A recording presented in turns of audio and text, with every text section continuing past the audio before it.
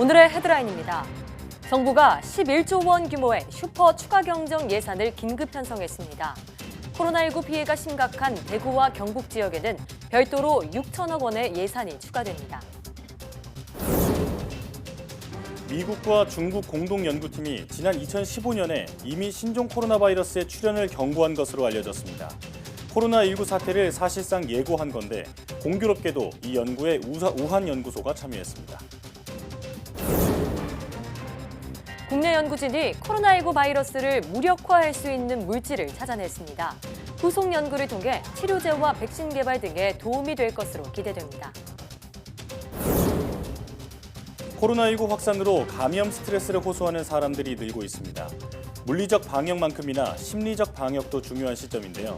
오늘 생각연구소에서는 코로나19로 인한 심리에 대해 알아봅니다.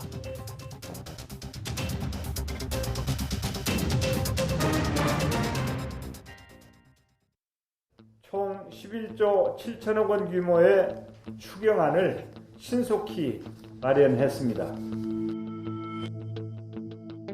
이에 정부는 코로나19 사태와 사투를 벌이는 심정으로 할 수 있는 한 코로나19 감염증 확산으로 우리 경제는 방한 관광객이 급감하고 숙박 외식업계는 직격탄을 맞았습니다. 전통시장과 마트, 백화점 소비도 위축돼 내수가 얼어붙고 있습니다. 국민과 정부가 함께 힘을 모아 방역과 경제 두 마리 토끼를 다 잡아야 합니다. 어느 하나도 놓쳐서는 안 됩니다. 여러분 안녕하십니까? 사이언스 투데이입니다. 정부가 코로나19 사태 확산으로 큰 어려움을 겪고 있는 중소기업과 소상공인들을 지원하고 감염병 방역 체계를 보강하기 위해서 11조 7천억 원의 추가 경정 예산을 편성했습니다. 대구와 경북 지역엔 별도로 6천억 원의 예산이 추가로 지원됩니다. 보도에 오인석 기자입니다. 정부가 20조 원 규모의 코로나19 감염증 종합경기 대책을 발표한 지 닷새 만에 추가 경정 예산안을 편성했습니다. 확진자가 급증하면서 한층 더 적극적인 재정 지원이 어느 때보다 절실하다는 판단 때문입니다. 코로나19 추경안의 규모는 11조 7천억 원, 방역체계 고도화와 피해 업종 지원 등 세출 예산 8조 5천억, 세입 부족 예상분 3조 2천억으로 편성됐습니다.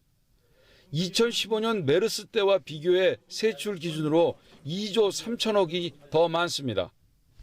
근본 추경 예산안은 초유의 감염병 확산에 따른 피해를 최소화하고 위축된 민생 경제를 떠받치는 버팀목이 될 것으로 확신합니다. 정부는 추경안 국회 제출과 함께 2월 임시국회에서 추경안이 통과되도록 최선의 노력을 경주해 나가겠습니다. 감염병 전문병원 등 방역체계 보강에 2조 3천억, 소상공인 중소기업 회복 지원 2조 4천억, 민생 안정과 소비 여력을 높이는 데 3조 원이 각각 편성됐습니다. 구체적으로는 의료기관 경영 안정화 융자 자금으로 4천억이 지원되고 음압병실 120개가 확충되며 보건소에 음압 구급차 146대가 신규 보급됩니다. 또 소상공인 긴급 경영자금 융자로 1조 4천억이 확대되고 저임금 근로자를 계속 고용하는 영세사업자에 5,900억의 임금 보조금이 한시적으로 지급됩니다. 이와 함께 저소득층 138만 가구에 한 달 22만 원의 지역사랑 상품권이, 아동수당 대상자 263만 명에게는 4개월 동안 매달 10만 원의 지역사랑 상품권이 지급됩니다. 특히 대구 경북 지역은 영남권 감염병 전문병원 건립 등 추경 내에서 6천억 원이 별도로 지원됩니다.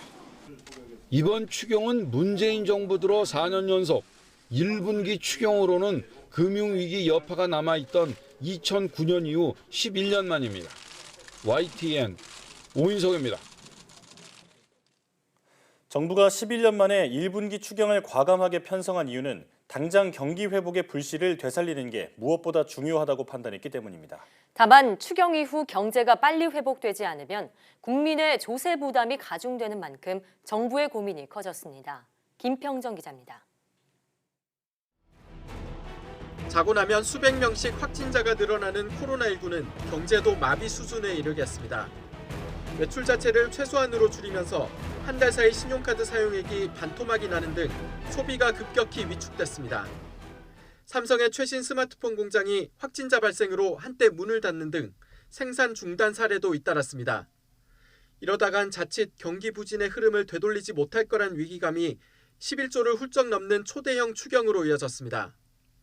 대부분의 지원이 국채 발행을 통해 조달되어 일시적으로 재정 적자가 늘어나지만 지금의 경제 비상시국을 돌파해 나가기 위한 불가피한 선택이라고 판단하였습니다.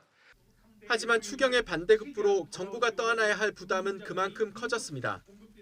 전체 규모의 90%에 가까운 10조 3천억 원이 국채 발행으로 마련되는 만큼 재정 악화는 피할 수 없게 됐습니다.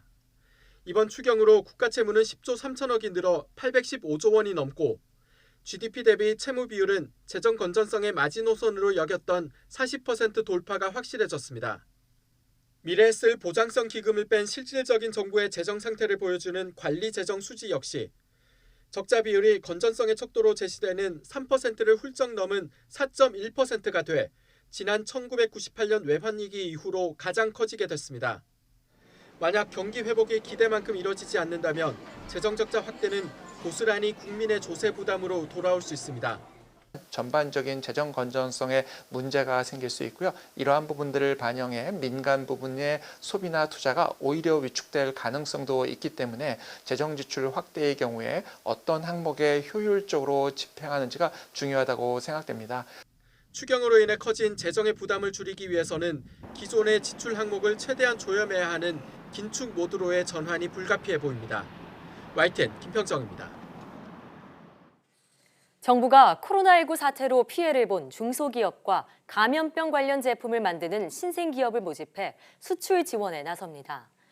중소벤처기업부는 관련 기업들에게 이른바 수출 바우처를 제공해 수출 과정에서 활용할 수 있는 여러 서비스를 받도록 할 예정입니다. 올해 지원 대상은 지난해 중국 수출이나 수입 실적이 30% 이상인 중소기업 가운데 코로나19 사태로 매출이 감소한 100개 회사입니다. 또 감염증 예방과 진단 제품을 생산하는 신생기업 45곳과 수출혁신기업 117곳도 이번 지원 대상에 포함될 예정입니다. 지원 신청 접수는 오는 18일까지 이뤄지며 선정된 기업은 수출 규모에 따라 최대 1억 원까지 수출 바우처를 받을 예정입니다. 전 세계를 공포로 몰아넣고 있는 코로나19 사태가 지난 2015년 이미 예견된 것으로 확인됐습니다. 미국과 중국 연구팀이 신종 코로나 바이러스의 출현을 경고했었는데 공교롭게도 실험에 참여한 중국 연구소가 우한 바이러스 연구소였습니다. 이성규 기자가 취재했습니다. 박쥐에 있는 사스 유사 바이러스의 인체 감염 가능성을 경고한 네이처 메디슨 논문입니다. 지난 2015년 미국과 중국 연구팀은 박쥐에서 나온 사스 유사 바이러스를 유전자 재조합해 인간 호흡기 세포에 감염시키는 실험을 했습니다. 실험 결과 이 바이러스는 2003년 엄청난 피해를 낸 사스 바이러스와 마찬가지로 인간 세포 안에서 활발하게 증식하는 것으로 나타났습니다. 생쥐 실험에서는 폐에 현저한 손상을 일으킨다는 사실까지 확인했습니다. 연구팀은 이 같은 연구 결과를 근거로 제2의 사스 출현 가능성을 경고했습니다. 많은 수의 박쥐에서 이런 사스-라이크 바이러스들이 존재를 하고 이게 언제든지 사람과의 접촉을 통해 가지고 사람한테 올 수 있다. 그러니까 우리는 앞으로 올 수 있는 그런 과거의 사스와 같은 그런 감염병에 대해서 대비를 해야 된다. 이렇게 결론을 내고 있습니다. 특히 이 바이러스가 야생동물 시장을 통해 인간에게도 감염될 수 있다고 지적했습니다. 현재 전 세계를 강타하고 있는 코로나19 사태를 정확히 예고한 겁니다. 감염병이 그런 부분이 많습니다. 사실 한번 지나가고 이거 같은 경우는 벌써 한 17년이 사스 같은 경우는 17년이 지나다 보니까 관심이 좀 줄어든 거죠. 이제 학계에서는 연구하면서 계속 어떤 경고음을 알 수 있겠지만 이게 실제적으로 뭔가 따르는 뭔가 액션이 이루어지는 데는 좀 뭔가 좀 시간도 걸리는 것 같고. 공교롭게도 이 연구에는 코로나19 바이러스 유출 의혹이 제기됐던 중국 우한 바이러스 연구소가 참여한 것으로 확인됐습니다. 때문에 연구에 사용됐던 바이러스가 이번 코로나19 사태와 관련됐다는 의혹이 있지만 아직까지 과학적 증거는 없습니다. 중요한 것은 코로나19와 같은 신종 바이러스는 언제든 출현할 수 있어 세계 각국이 방역을 강화하고 치료제 개발에 더 노력해야 한다는 점입니다. YTN 사이언스 이성규입니다.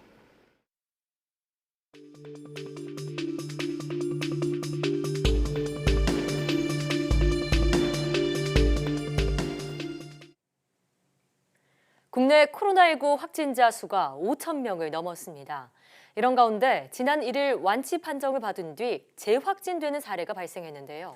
고려대학교 약학대학 김정기 교수와 함께 자세한 내용 들어보도록 하겠습니다. 교수님 어서 오세요. 어서 오세요. 안녕하세요. 최근 코로나19 25번 확진자가 지난달 22일에 완치 판정을 받은 뒤에 또 6일 만에 다시 확진 판정을 받았단 말이죠. 방역 당국이 긴장을 하고 있는데 의료진은 바이러스가 재활성화됐다고 판단을 하고 있습니다. 우선 바이러스 재활성화라는 것이 무엇인지 설명해 주시죠. 바이러스 재활성화라고 하는 게 보통 일반적인 바이러스에서는 잘 일어나지 않고, 그러니까 대표적으로 자주 일어나는 게 이제 허피스 바이러스라고 하는 거거든요. 우리 피곤할 때 입 주변에 이렇게 뭐 나는 그게 허피스 바이러스, 헤르페스. 예.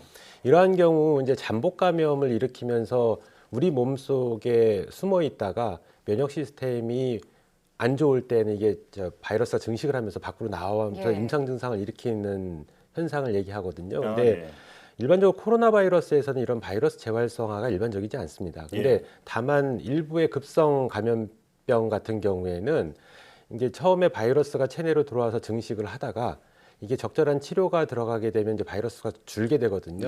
그 상황에서 우리 면역 시스템이 이제 제대로 작동을 시작하게 되면 바이러스 수가 더 줄어들게 됩니다. 근데 이게 완전히 없어지지 않고 일부가 남아 있다가 어떠한 요인인지는 아직까지는 밝혀져 있지 않은데 그러한 요인에 의해서 면역 시스템이 더 낮아지게 되면 이 바이러스가 다시 증식을 하는 이런 과정을 우리가 바이러스 재활성화라고 얘기합니다. 그렇군요. 자, 그러니까 코로나 바이러스의 바이러스 재활성화는 사실 일반적이지는 않은 그런 현상이지만 일부의 몸에 남아있던 그런 바이러스가 다시 면역 체계를 공격해서 재활성화할 수 있는 가능성은 있다. 아직 그 원인은 정확히 나오는 건 아니다라고 말씀해 주셨습니다. 자, 이처럼 바이러스 재활성화는 국내에서도 한 사례만 보고될 정도로 정말 드문 케이스로 알고 있습니다. 중국에서는 약 10건 정도, 일본에서는 1건이 보고됐다고 알고 있는데요. 정확한 원인 파악 아직은 알려져 있지는 않지만 어떤 조치가 필요할까요? 실제로 사람을 대상으로 해서 이 코로나 바이러스의 바이러스 재활성화에 대한 연구는 하기가 굉장히 어렵습니다. 이제 거의 불가능하다고 보고요. 향후에 지금의 이제 전 세계적인 코로나19 사태가 안정화되고 종식이 된다 하면 그 다음에 이제 과학자들이 할 일이 이렇게 언급됐던 논란이 됐던 부분에 대한 검증이 필요합니다. 그래서 이 부분은 아마도 사람을 대상으로 실험하기는 굉장히 불가능한 거고요. 동물을 대상으로 해서 실제로 코로나 바이러스, 코로나19가 이런 바이러스 재활성화의 기전을 갖는지 사례는 드물지만 가능한지 이런 부분은 동물 실험을 통해서 검증해야 될 부분이다 이렇게 생각을 하고 있습니다. 네. 지금 한 가지 더 궁금한 게 이렇게 재활성화가 된 환자인 경우에는 치료 과정은 똑같나요? 마찬가지로 똑같습니다. 똑같은 문제. 기본적으로 코로나19 같은 경우에는 대표적인 치료가 보존 치료 또는 대증 치료거든요. 그래서 증상을 완화하는 치료. 그 과정에서 이제 더 필요하다라고 생각이 되면 우리가 지금 이제 쓰고 있는 뭐 에이즈 바이러스 치료제라든가 아니면 뭐 에볼라 치료제라든가 이런 것들을 쓸 수가 있고요. 그러고 나서 어느 정도의 바이러스 수가 감소를 하게 되면 우리 면역 시스템이 제대로 작동을 하게 되면 이제 바이러스가 없어지게 되는 그런 과정을 겪게 됩니다. 그렇군요. 같은 치료 과정을 겪는다고 말씀을 해주셨고요. 자, 최근 대구 지역에서 진료조차 받지 못하고 사망하는 사례가 이어지면서 이제 보건당국이 신천지 신도 외에 일반 대구 시민에게도 우선적으로 먼저 진단 검사를 확대하기로 했습니다. 의심자를 좀 더 신속하게 가려낼 수 있는 방법이라고 볼 수 있을까요?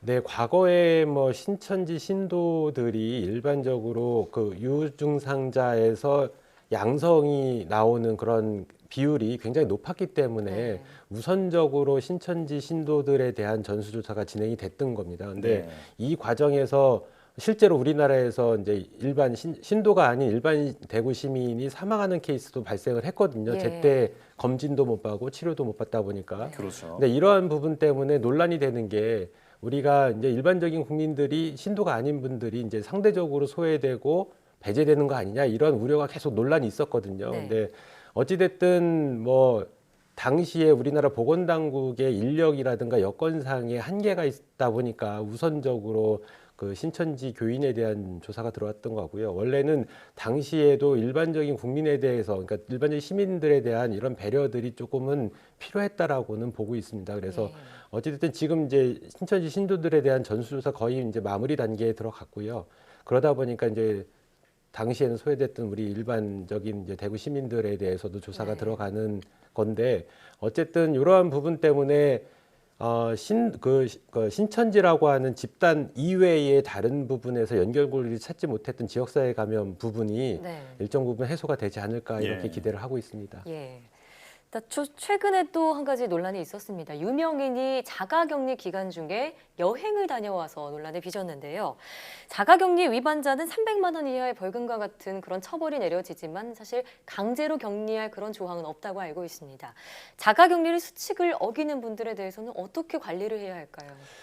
현재 우리 보건당국의 인력, 그리고 그러니까 중앙정부든 지자체든 간에 보건 인력이 굉장히 제한적이다 보니까 특히 이제 확진자가 아닌 자가격리 대상자는 수가 굉장히 많습니다. 그러다 보니까 일일이 파악하기가 굉장히 어려운데요. 그래서 지금 실시하고 있는 거는 되게 전화로 해가지고 확인을 하는 정도 수준입니다. 근데 전화를 받고 그 사이에 어떠한 일들을 하는지가 정확하게 파악을 할 수도 없고 파악하기도 힘듭니다. 그러다 보니까 물론 이제 법적인 조항을 이제 확대하겠다 이렇게 우리나라 이제 정부에서 발표는 했습니다만. 그것도 어느 정도의 실효성 문제에 있어서 이제 어려운 부분이고요. 실제로는 건전한 시민의식, 그러니까 협조하는 시민의식이 가장 필요한 때다 이렇게 생각을 하고 있습니다. 국민 스스로가 그 방역의 1차 주역이라는 생각으로 이런 방역 작업에 협조를 해야 할 것 같은데요. 이렇게 좀 자가격리를 하고 있는 과정이 사실 그렇게 쉽지만은 않다 보니까 그 방법에 대해서 궁금해하시는 분들도 많이 계시거든요. 일단 우선 함께 지내는 가족은 어떻게 해야 하는 건지, 그리고 집에서도 계속 마스크를 쓰고 있어야 하는지 궁금합니다. 일단 자가격리는 확진자는 아니고 이제 잠재적인 감염자라고 보고 있는 거거든요. 언제든지 확진자로 바뀔 수가 있습니다. 그러다 보니까 같은 공간, 또 주거 공간에서 생활을 하게 되면 감염될 가능성은 굉장히 높습니다. 그러니까 이게 지금 원래는 자가격리보다는 해당자들에서 시설격리를 하는 게 더 타당하기는 합니다만 보건의학적으로. 근데 현실적으로 그러한 시설이 마련돼 있지 않습니다. 그래서 자가격리를 하는 거고요. 함께 생활하는 가족 같은 경우에는 감염의 우려성이 높기 때문에 마스크를 착용을 하고 지내시는 게 기간 동안에는 그게 필요하다고 판단을 하고요. 뭐 가족이다 보니까 더 신경을 많이 쓰겠죠. 자가격리 하시는 분들이. 그래서 여러 가지 동선상에 굉장히 제한적인 동선으로 활동을 하시고요. 화장실이나 이런 것만 쓰고, 그리고 뭐 공간 내에서는 일단 같이 지내는 가족분들도 마스크를 착용하는 거를 권장합니다. 자, 이 자가격리 지침을 받은 주민들은 확실하게 지킬 수 있도록 노력을 해야겠고요. 또 가족과도 공용 제품을 좀 사용하지 않고 동선을 최소화하는 등 마스크를 필히 착용하는 그런 노력이 이어져야겠습니다. 또 입원을 기다리면서 자가격리를 받던 중에 사망하는 그런 사례가 계속 잇따르고 있습니다. 때문에 정부가 환자를 경증과 중증으로 구분해서 경증 환자는 생활치료센터에서 우선 입소를 하도록 권고를 했는데 아직 그 시스템이 갖춰져 있지 않은 상황이거든요. 만약에 자가격리 중에 좀 증상이 심해진다 이런 분들은 어떻게 대처를 해야 하나요? 기본적으로 잘 아시는 것처럼 이제 질병관리본부 1339 콜센터에 전화를 하셔야 되고요.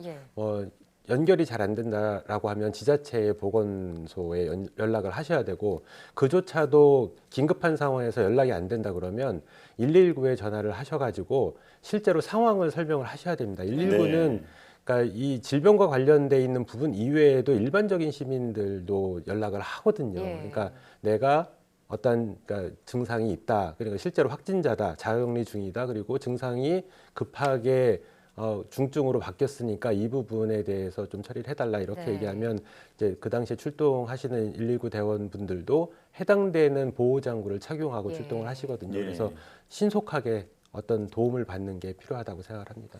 그렇군요. 그리고 이제 교수님께서도 가장 많이 받으시는 질문일 것 같은데요. 정부가 본인만 사용할 경우에는 마스크 재사용을 해도 된다고 최근에 밝혔습니다. 그런데 WHO는 의견이 다른데요. 전문가로서 의견은 어떠신가요?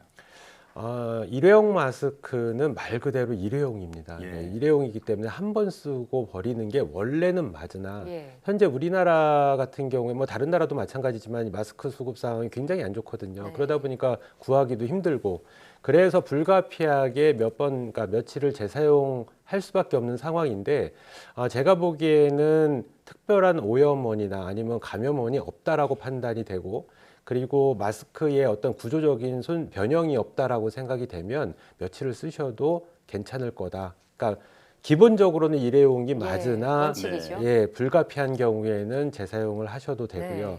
네. 만약에 그조차도 재사용할 마스크조차도 없다라고 판단이 되면 실제로 면 마스크를 그러니까 안 쓰는 것보다는 면 마스크를 사용하시는 게 더 낫습니다. 그렇군요. 네, 그러니까 일각에서는 일회용 마스크를 재사용하는 것보다는 차라리 면 마스크를 매일 빨아서 쓰는 게 나을지도 모른다. 하나의 현실적인 대안이 될 수도 있다. 이런 얘기도 있는데 그렇게 가능하다고 보시는 건가요? 근데 면 마스크하고 그 보건용 마스크하고는 차이가 있습니다. 분명히 왜냐하면 있죠. 필터를 가지고 있는 게 보건용 마스크고요. 예. 그 필터가 바이러스를 포함하는 비말을 걸릴 수 있는 정도의 사이즈를 갖고 있거든요. 근데 면 마스크는 그렇지는 않습니다. 입자가 굉장히 크다 보니까 그러니까 큰 덩어리의 비말만 걸릴 수 있을 뿐이지 실제로 작은 비말은 걸릴 수가 없거든요. 예. 근데 그래도 어쨌든 마스크를 구입할 수 없을 상황에서 면 마스크를라도 쓰는 게 훨씬 더 낫다라는 말씀을 드리고 어쩔 수 싶습니다. 없는 선택이군요. 네.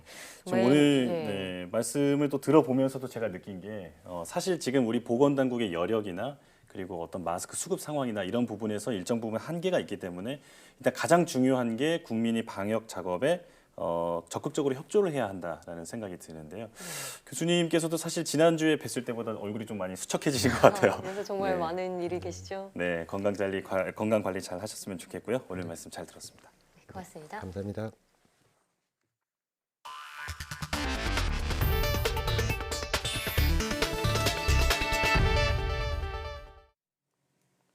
청와대가 코로나19 대응을 위해 대통령 비서실 아래 모든 조직을 24시간 긴급 상황실 체제로 전환합니다.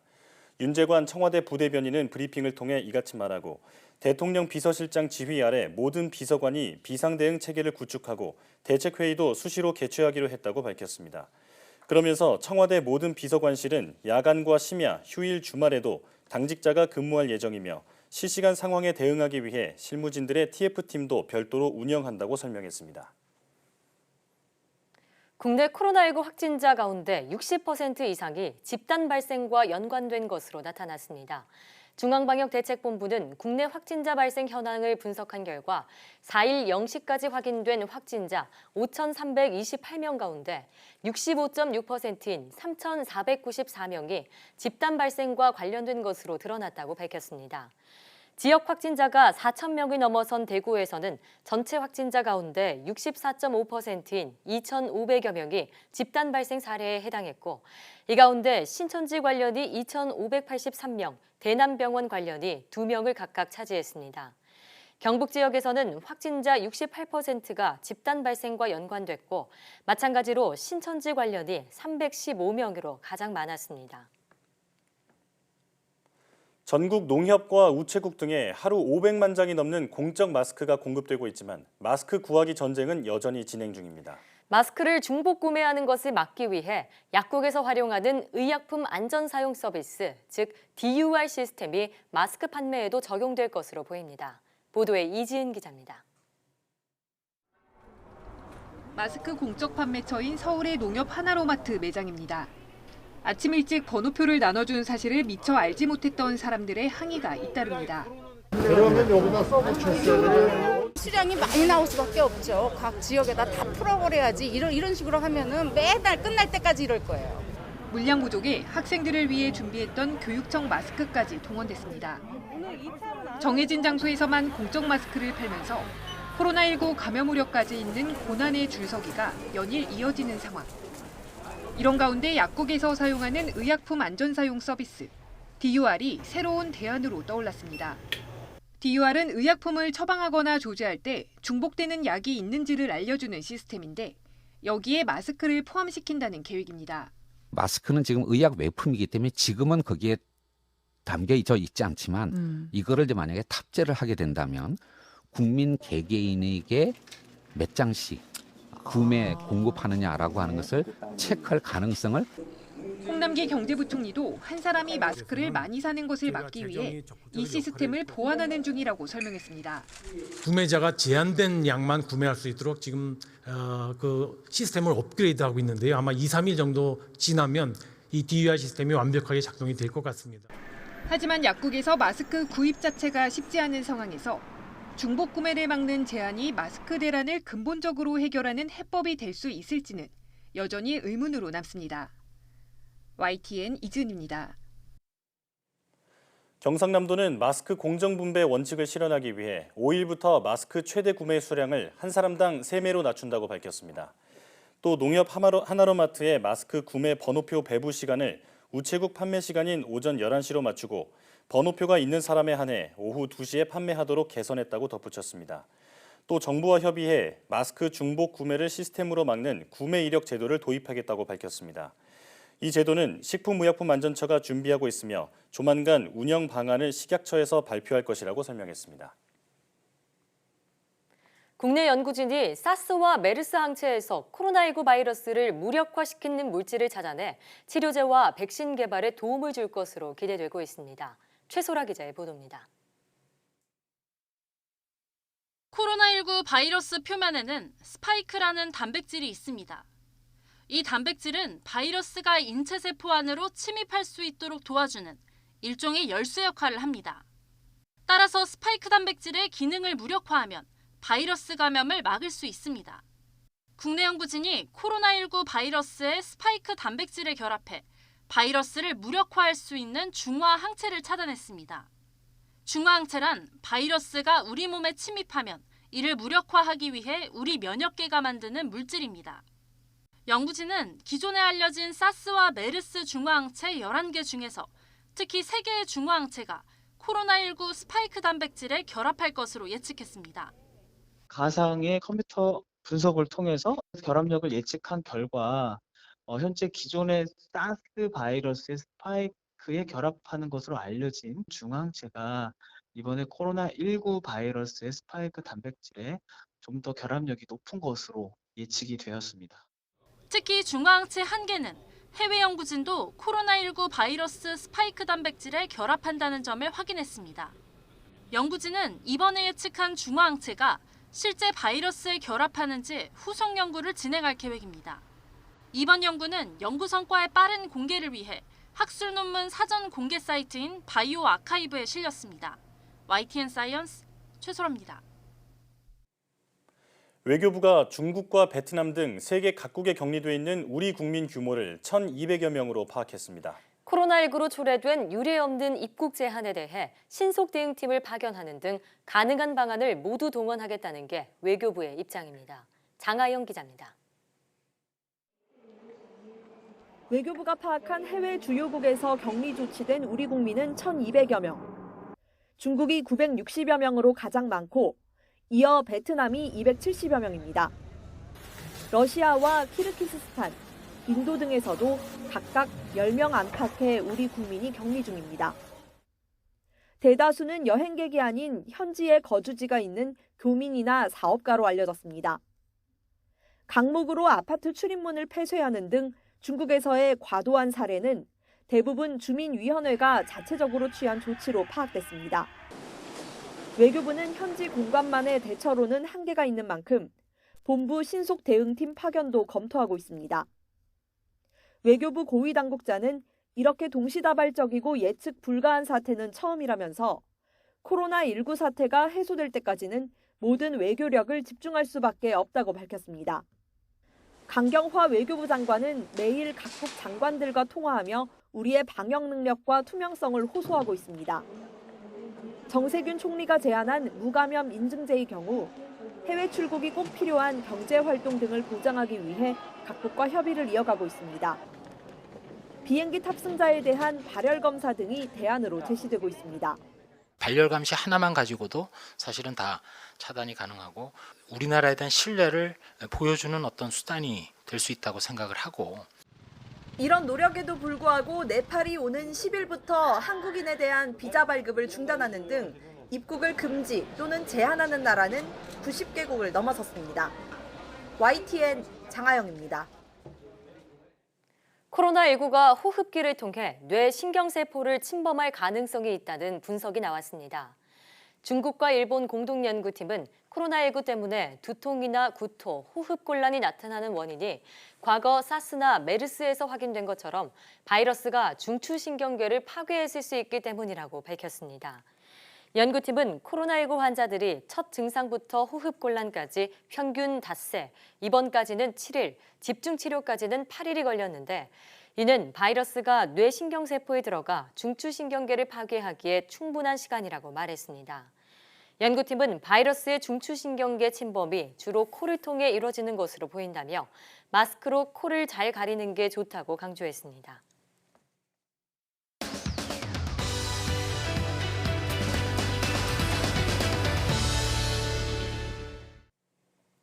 코로나19 확산으로 감염 스트레스를 호소하는 사람들이 늘고 있습니다.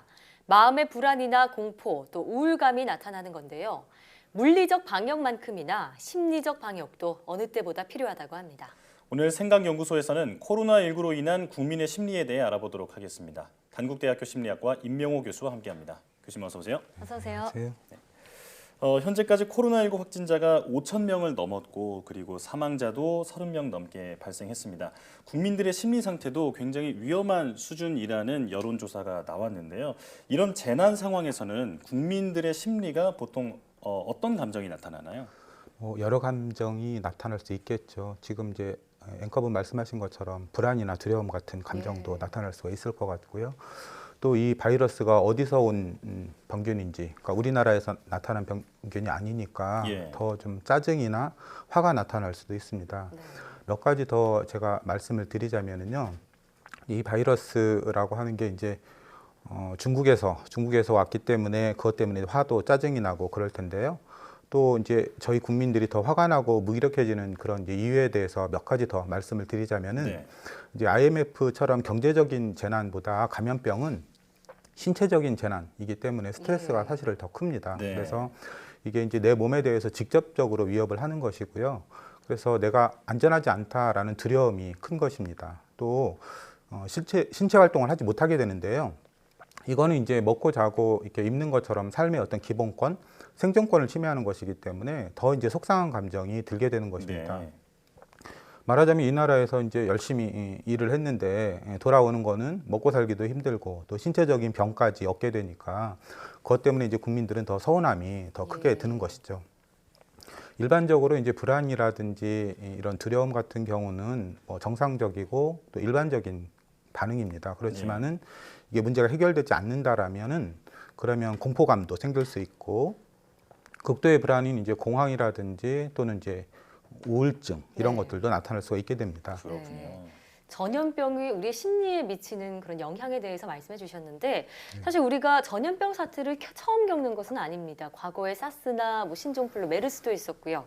그런데 코로나19의 치사율이 또 사스나 메르스보다는 낮은 것으로 추측되는 그런 상황인데 그런데도 국민들의 스트레스는 제가 생각하기에 좀 더 크게 느껴집니다. 그 이유가 있을까요? 예, 그렇습니다. 이제 사실 이 코로나라고 하는 바이러스 자체는 뭐 익숙한 바이러스지만은 이게 돌연변이가 많이 돼서 매우 좀 어려운 현재 지금 그래서 치료제가 좀 없어서 더 불안한 상황이고요. 또 감염력이 사스에 1000배나 된다는 보고가 있었습니다. 그러니까 국민의 많은 분들이 접촉을 피해서 주로 집안에서만 지내게 되죠. 그동안도 겨울철이라서 활동이 적었는데 이제 봄이 시작돼서 활동을 하려고 하는데 바이러스 때문에 집안에 고립이 되는 것이죠. 그러면 이제 외로움도 커지고 위축이 되기도 하고 또 무기력증도 생기게 될 수 있겠습니다. 네. 그러니까 정리하자면 병 자체에 대한 공포 못지않게 이런 코로나19로 인해서 사회적으로 고립될 수도 있다라는 그런 부분이 더 심리적으로 작용을 하는 것 같습니다.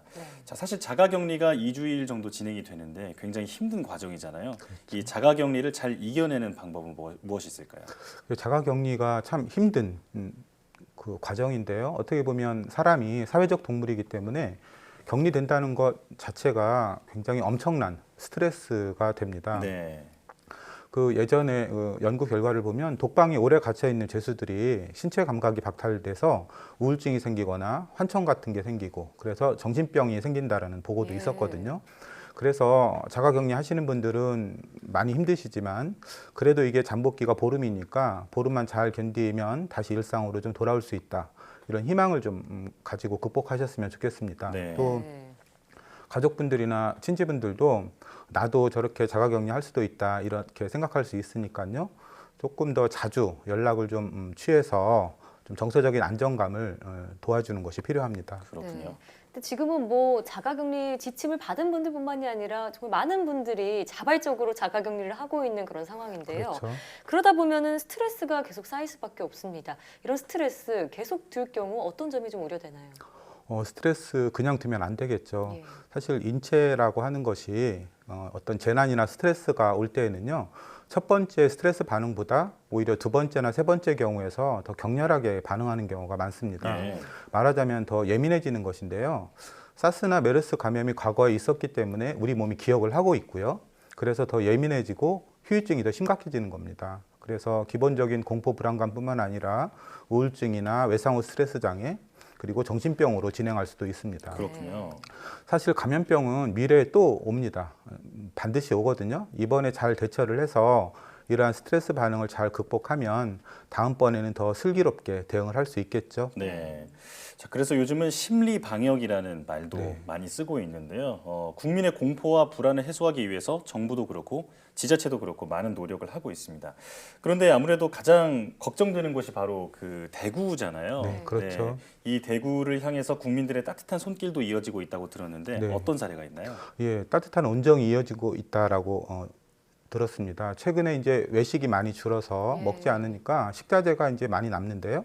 자영업자분들이 이제 힘들어하고 있어서 이러한 식자재들을 팔지 못하고 그래서 이 부분을 이제 업자들이 내어놓고 양보를 해서 내어놓고 또 소비자들이 그런 것들을 이제 사서 소비를 해주는 이런 어떤 온정이 일어나고 있는데요. 이거는 이제 소비자뿐만 아니라 판매자 모두 윈윈하는 그런 전략이라고 볼 수가 있겠습니다. 또 대구에서 또 여러 가지 피해를 입은 가맹점들을 실질적으로 돕기 위해서 로열티를 면제해주거나 또는 식자재 가격 인하를 해주고 있는 이런 상생 방안을 모색을 하고 있습니다. 또 대구에 있는 한 임대업자는 한 달 월세가 1,000만 원이 넘는데요. 이거를 받지 않도록 하기도 했고요. 또 다른 건물주는 원룸이나 가게 세입자에게 석 달 동안 임대료를 20% 이상 깎아주었다라고 공지를 하기도 했습니다. 이게 착한 건물주 운동이라고 해서 곳곳으로 퍼지고 있고요.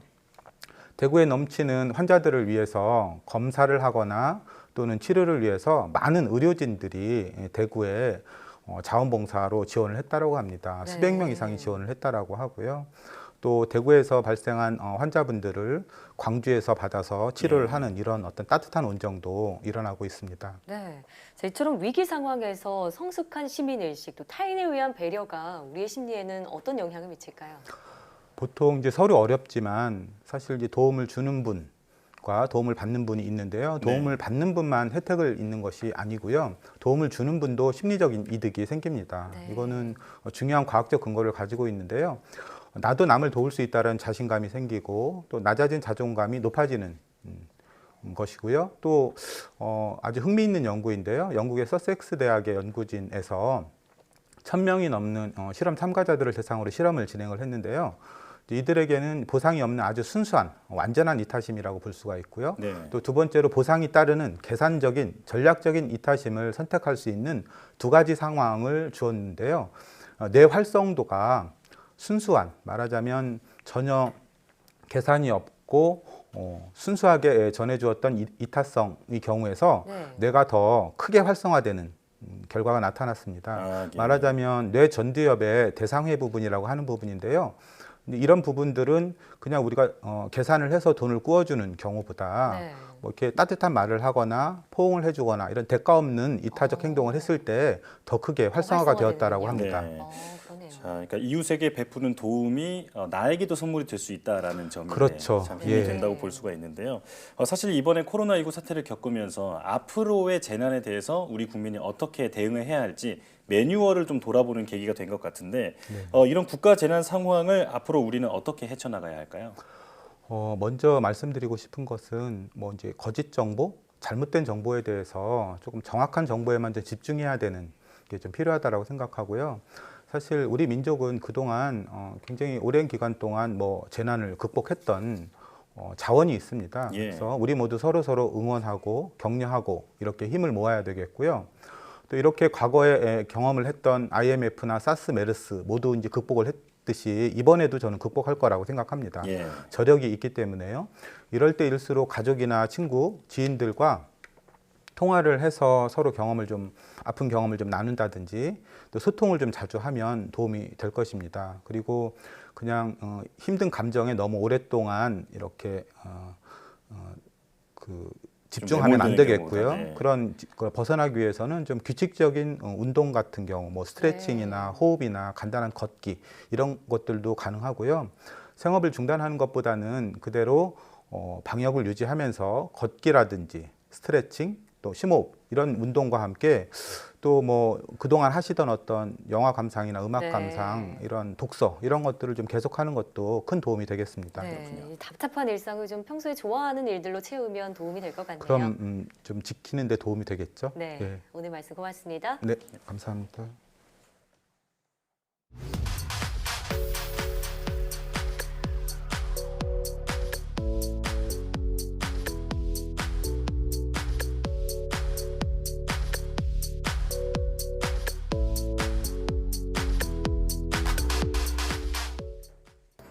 서울대학교 연구팀이 우리 국민 1,000명을 대상으로 코로나19 위험인식 조사를 했더니 불안감이 심각한 수준으로 나타났습니다. 코로나19 관련 뉴스를 접할 때 떠오르는 감정으로 절반 정도가 불안감을 꼽았는데요. 특히 10명 중 3명은 자가격리 때 도와줄 사람이 아무도 없다고 답해 눈길을 끌었습니다. 코로나19가 사회적 고립으로 이어지지 않으려면 무엇보다 응원과 소통이 중요한데요. 이웃이나 지인에게 힘내라는 말과 함께 안부 전화를 걸어보는 건 어떨까요? 사이언스 투데이 오늘 저희가 준비한 소식은 여기까지입니다. 함께해 주신 여러분 고맙습니다.